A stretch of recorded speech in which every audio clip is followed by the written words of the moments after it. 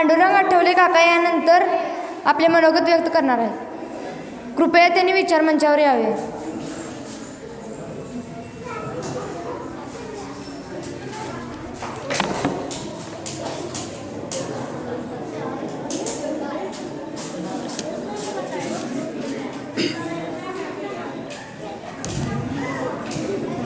Hello. भूमिपुत्र Tathagata Gautam Buddha, विश्वरत्न महामानव Bodhisattva doctor Babasaheb Ambedkar, Chhatrapati Shivaji Maharaj, Chhatrapati Sambhajiraje, राष्ट्रमाता Jijau Ahilyabai Holkar, Annabhau Sathe, लोकनेते पाटील साहेब, सर्वांना वंदन करून आज अण्णाभाऊ साठे यांची 104वी जयंती अंबिरा इन्स्टिट्यूट ऑफ सायन्सच्या माध्यमातून या ठिकाणी संपन्न झाली. आज या ठिकाणी मुलींनी स्पर्धेच्या माध्यमातून भाषणं केली. अण्णाभाऊ साठेंचा इतिहास या समाजासमोर मांडायचा प्रयत्न केला. कुणी वाचून केला, कुणी न वाचता केला. सर्वांनी प्रयास मात्र चांगला केला. प्रयास करत असताना काय त्रास होतो, इतिहास जाणून घेण्यासाठी काय करावं लागतं. आज महापुरुषांना या ठिकाणी वाचलं जातं. का वाचलं जातं याचा अर्थ, याचा मीन्स काय आहे हे समजून घेणं गरजेचं आहे. आज मुलामध्ये चेतना, प्रेरणा निर्माण करण्यासाठी आज महापुरुषांना आम्हाला आठवावं लागेल. कारण त्या महापुरुषांनी केलेला जो इतिहास आहे, ते इतिहासाची जाणीव तुमच्या आमच्यामध्ये निर्माण झाली पाहिजे. आणि त्याच्यातूनच आपण शिकतो, सवरतो आणि माहिती घेतो. आणि माहिती घेऊनच आपण या ठिकाणी मांडायचा प्रयत्न करतो.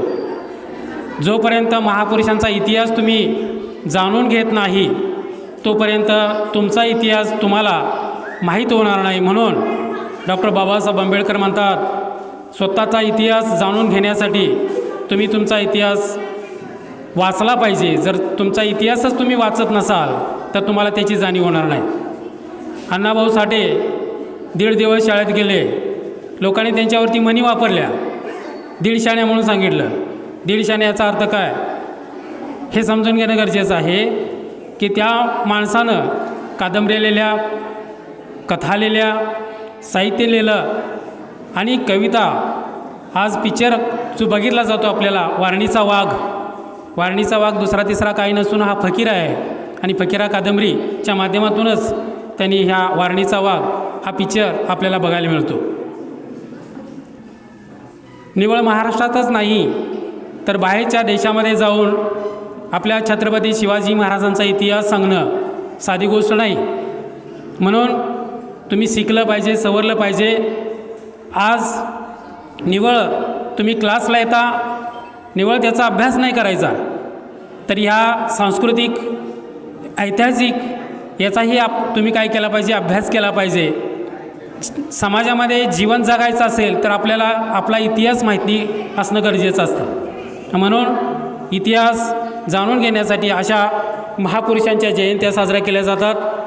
आज मी अंबिरा इन्स्टिट्यूट ऑफ सायन्सला हार्दिक शुभकामना देतो, शुभेच्छा देतो. त्यांनी असेच कार्यक्रम, प्रत्येक महापुरुषांचे कार्यक्रम असे लावले पाहिजेत. स्पर्धा घेतली पाहिजे, मुलं तयार झाली पाहिजे, स्टेज डेअरिंग निर्माण झालं पाहिजे. मुलांना आपला विचार मांडण्यासाठी त्यांनी स्वतः तयार झालं पाहिजे. असे विचार या ठिकाणी सर्व मुलींनी मांडलेत. सर्वांचे मी हार्दिक अभिनंदन करतो, स्वागत करतो. आणि या ठिकाणी मी कार्यक्रम संपला असं मी जाहीर करतो. 1 मिनिट बोलणार आहे. हां, 1 मिनिट. याच्यानंतर मी साबळे सरांना विनंती करतो, साबळे सरांनी आपले विचार या ठिकाणी मांडायचे आहेत.